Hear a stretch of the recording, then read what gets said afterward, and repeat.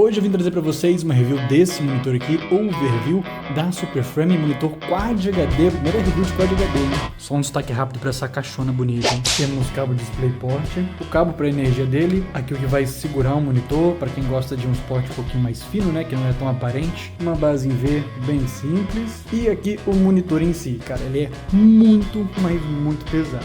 A montagem dele, você encaixa essa peça aqui e vai deslizando assim pra frente, um pouquinho chatinho. E quando encaixar, ele levanta esse pininho. E aqui a parte de baixo, você encaixa, põe os parafusinhos aqui. E tá aí o monitor da Superframe, ele é grande, hein? Deixa eu mostrar pra vocês uma coisa. Calma aí, não pula essa parte do vídeo, isso aqui é muito importante pra você entender essa review toda. A Superframe é uma marca própria da Terabyte, e eles me enviaram esse monitor pra teste. Mas eu conversei com eles sobre fazer uma review 100% sincera, falando dos pontos positivos, negativos e até citar concorrentes. E eles aceitaram. E olha que é difícil uma marca aceitar uma review desse tipo. Então o que eu vou mostrar aqui é o mesmo teste que eu faço com todos os outros monitores. Não estou sendo pago para fazer esse vídeo aqui. Segunda coisa, o monitor é white label, ou seja, é de algum projeto de uma fabricante provavelmente chinesa. Lembrando que hoje em dia o white label é muito diferente de antigamente. Marcas como do X, que eram extremamente criticadas, hoje em dia tem ótimas fontes que são white label. Eu sempre indico olhar o modelo e não a marca por si só. Dito isso, eu cacei em todo lugar esse modelo, encontrei modelos parecidos na Sanke, que eu já conheço, uma fabricante bem grande, mas procurando um pouquinho a mais, eu achei esse Game Booster, aparentemente turco e é praticamente o mesmo monitor, diferença só de 180 Hz para 240 Hz, só que é bem comum o white label ter essas variações. Pelo que eu vi, a galera gosta desse monitor por lá, mas isso não nos garante qualidade. Então eu procurei no Reclame Aqui sobre esse monitor e achei uma review. Essa pessoa teve problema com o painel, logo foi respondida e teve seu reembolso. Outros problemas são com outros monitores da Superframe, normalmente envolvendo o painel. Só que, se você pesquisar qualquer monitor, vai aparecer as mesmas reclamações. O próprio LG Ultra Gear é muito criticado por Dead Pixel, a OC por linhas verdes na tela, então comprando de grandes marcas ou não, de indicação minha ou não, você está suscetível a comprar algo que pode dar problema. Então, se você teve alguma experiência com o monitor Superframe, seja ela positiva ou negativa, comente nesse vídeo para ajudar o próximo comprando. Beleza? Pode seguir. E essa aqui é a parte traseira dele, bem bonito, né? Com esse desenho bem estiloso. Aqui embaixo nós temos duas entradas HDMI, DisplayPort, aqui para energia e também para colocar uma caixa de som, um fone de ouvido. Aqui é o botãozinho de menu dele, é uma manetezinha, um joystick, como você quiser chamar. Botão em cima e aqui o botão para ligar e desligar. E aqui na parte de trás, esses 4 furinhos para entrada de braço articulado padrão VESA. E ele é reclinável, então você consegue mexer para baixo e para cima. Mas ele não vai rodar e nem virar para os lados, só para cima e para baixo mesmo. Bem simples, né? E tá aí o monitor Superframe Overview de 240 Hz, Quad HD e painel IPS. Bonitão, né? Na questão das cores, aqui na minha primeira impressão, olhando, cara, é o que eu sempre falo, padrão de painel IPS, cores muito bonitas, vibrantes, né, bem marcantes, posso assim dizer, e ainda somado com muito Quad HD, então ele fica, além de muito bonito as cores, nós temos um painel muito bem definido, né, uma definição maior, nós temos muito mais detalhes na imagem por ser Quad HD e IPS. Claro que eu ainda vou comparar com outros monitores, né, mas essa aqui é a primeira impressão olhando. Olhando aqui de cima, né, ângulo de visão, cara,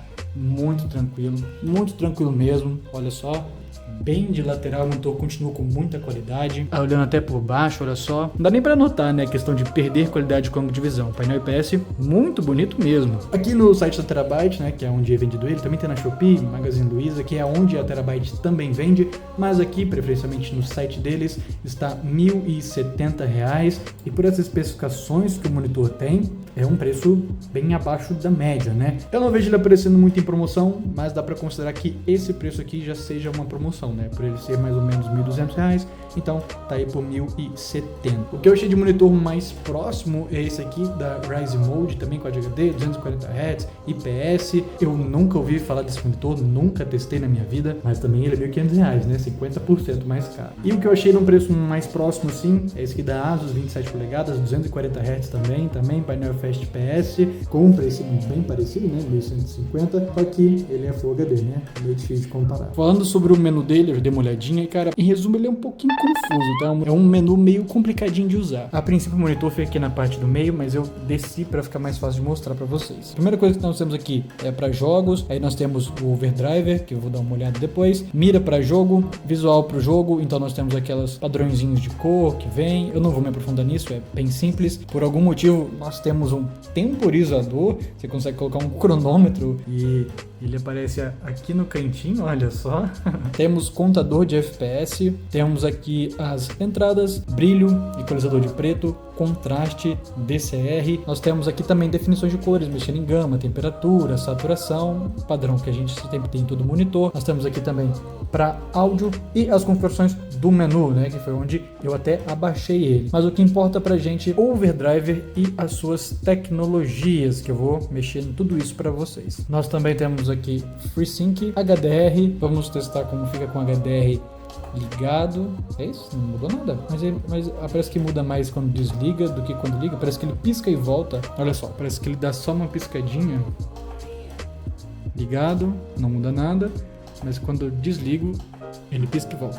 Entendeu? A questão do HDR dele é uma coisa um pouco confusa. Olhando pela Terabyte, eu não achei nada de HDR sobre ele. E procurando aqui, né, eu mesmo dando uma fuçada, eu aqui no caso eu tive HDR pelo Windows. E quando eu mexo aqui no menu, né, se eu desligar, olha só, o monitor fica cinza. E quando eu ligo, e aí as cores retornam para cá. Agora, se eu desligar, ele volta àquela questão de ter um HDR que não ativa, né? Não muda nada. Estranho, né? Bem confuso essa questão. Mas esse monitor tem som, né? Sai som do monitor. Olha só, volume aqui em 50. Vou pôr no máximo para vocês conseguirem escutar bem. Para colocar a energia dele. O suporte dele e a base, cara, é extremamente simples, hein? É só um pedação de ferro retangular, aparentemente ele para frente assim. Vamos fazer ali simples, só encaixar aqui.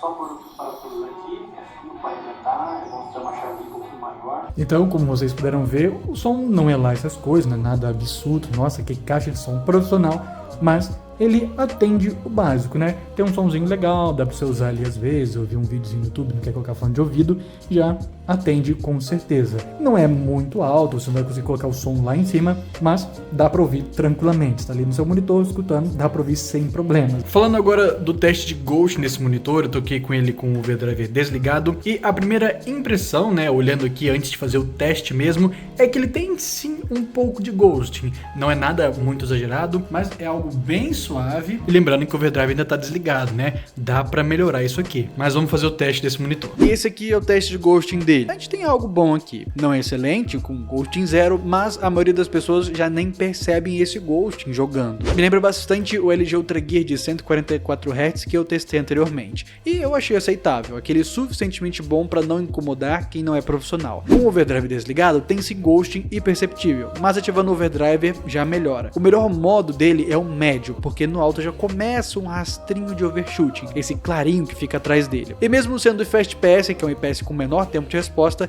ele é bem básico nesse quesito. Não espere ghosting zerado, mas para a maioria das pessoas, imperceptível jogando. Eu gostei. Falando agora do vazamento de luz dele, normalmente eu deixo o vídeo passando, mas eu quero mostrar para vocês esse aqui em particular com o vídeo parado. Talvez seja um dos pontos mais negativos desse monitor. Olha só, nós temos manchas bem claras de luz, né? Aqui na parte superior também, nós vemos esses clarões. Esse aspecto acinzentado é padrão de painel IPS, é normal isso acontecer. Mas agora, esses pontos brancos assim não é normal de painel IPS, né? É realmente vazamento de luz. Nós temos vazamento aqui e 3 pontos bem claros aqui, né? São os 3 pontos bem estáticos. Se eu mexer assim para lateral, para outra, você consegue ver muito bem eles ali. Então, em questão de vazamento de luz, pontos bem negativos. E fica um contraste até meio engraçado, né? Ao mesmo tempo tem umas cores e definição tão bonita, né? Nós temos uns borrões claros em cenas mais escuras. Atrapalha um pouco a experiência de quem repara nesses detalhes. Agora eu tô aqui com o overview desse lado e ali o LG Ultra Gear pra gente comparar um pouco as cores. Primeira impressão, né? Olhando assim de cara, já dá pra notar que o overview tem cores muito mais frias do que o LG Ultra Gear, né, que é um monitor com cores mais saturadas, que é um monitor que particularmente eu até prefiro, cores assim mais saturadas, um amarelo mais bonito, né, a cor de pele é bem perceptível. Por exemplo, aqui o cabelo a gente tem um verde piscina, e aqui a gente tem algo bem mais puxado para um azul claro, né, a diferença da cor do céu também é bem perceptível, até o amarelo aqui é mais apagado do que no LG Ultra Gear, né, que é bem mais chamativo. Tons de pele são bem interessantes para a gente perceber essa diferença, olha só, bem mais claro do que ali. E como eu sei que o LG Ultra Gear puxa um pouco mais para a realidade, a gente pode pensar que esse monitor tem sim cores mais frias. Quando nós olhamos aqui a cor branca do monitor, fica ainda mais perceptível, né? Aqui a gente tem algo mais azulado e ali nós temos um branco muito mais claro. O preto padrão, né? O vazamento de luz ali que eu tinha comentado. O vermelho dos dois muito parecido. O verde também muito parecido. E por incrível que pareça, o azul também muito parecido. Eu vou tentar mexer aqui para ver se eu deixo esse branco mais próximo a esse aqui. Eu dei uma mexidinha aqui, não ficou 100%, mas já tirou muito daquele aspecto azulado que o monitor tinha. Deixa eu mostrar para vocês. Aqui em definição de cor, eu mudei a temperatura que estava no modo normal, joguei para usuário. Também mudei a gama para 2.0. Já ficou muito mais interessante. Mas o LG Ultra Gear ainda brilha mais. O brilho dele é de 350 contra 300. Então, obviamente, colocando o brilho no 100, ele fica muito mais claro. Minha dica é você ir configurando para deixar do jeito que você gosta. Às vezes você gosta do monitor mais assim do que assim. Então, configura para ficar do seu jeitinho, beleza? Bom, mas será que dá para recomendar? Se você é um cara que quer qualidade absurda em todos os aspectos, aquele refinamento de ponta, não deixando nada passar, 99% DCI-P3, zero ghosting, não é para você. O foco normalmente é para quem quer um bom monitor Quad HD com uma alta taxa de atualização, um painel IPS bonito e não vai se preocupar com vazamento de luz, perceber a questão do brilho um pouco reduzido em comparação a outros monitores como o LG Ultra Gear antes mostrado. Resumindo, 99% das pessoas que assistem os meus vídeos, você provavelmente não vai sentir falta de nada. Eu que sou um usuário leigo, não sou nem perto de profissional FPS, não percebi ghosting jogando, principalmente com overdriver no médio. E é basicamente a experiência que a maioria vai ter. Se você quiser algo mais refinado, você vai pagar mais caro. Os pontos positivos são altíssima taxa de atualização, já ser Quad HD, o que deixa tudo mais detalhado e bonito, um painel IPS legal, as cores não são as melhores, mas nem perto de ruins, principalmente configurando pelo menu. A construção é simples, principalmente a base, mas não deixa a desejar, além que eu achei ele bonitinho. E seu preço, R$1.100, é um ótimo preço para um Quad HD já de 240 Hz e com painel IPS. Os seus pontos negativos e de atenção, posso estar errado, mas acho que esse 240 Hz é um overclock. Consequentemente, o monitor esquenta na parte inferior. É comum o monitor esquentar, o meu OC inclusive esquenta, mas eu percebi isso aqui nele. Segundo, o vazamento de luz é a pior coisa dele. Se você não se incomoda, ótimo. Se você se incomoda, deve perceber logo. E o menu é um pouquinho confuso de mexer. Em geral é isso. O link dele tá na descrição. Comenta o que achou e tchau.